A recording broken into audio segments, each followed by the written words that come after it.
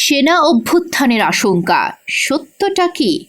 30 জানুয়ারি সেনা অভ্যুত্থান ঢাকায়, নজর দিল্লির। এমন শিরোনামে একটি সংবাদ প্রকাশ করে আনন্দবাজার পত্রিকা অনলাইন। গত শুক্রবার প্রধান উপদেষ্টার প্রেস উইংয়ের verified Facebook page CA press wings facts এ এক পোস্টে বলা হয়, ভারতীয় গণমাধ্যম হাইব্রিড যুদ্ধের কৌশল ব্যবহার করছে, যা জুলাই আগস্ট অভ্যুত্থানের মাধ্যমে উৎখাত হওয়া তাদের দীর্ঘদিনের প্রক্সি শেখ হাসিনাকে সমর্থন করার জন্য পরিচিত।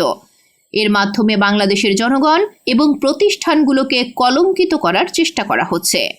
এতে আরও বলা হয়, বাংলাদেশ সেনাবাহিনী সম্পর্কে আনন্দবাজারের সংবাদের বাস্তবিক কোনো ভিত্তি নেই। তাদের গল্প বলিউডের কোনো রোম্যান্টিক কমেডি সিনেমার চেয়ে কম নয়।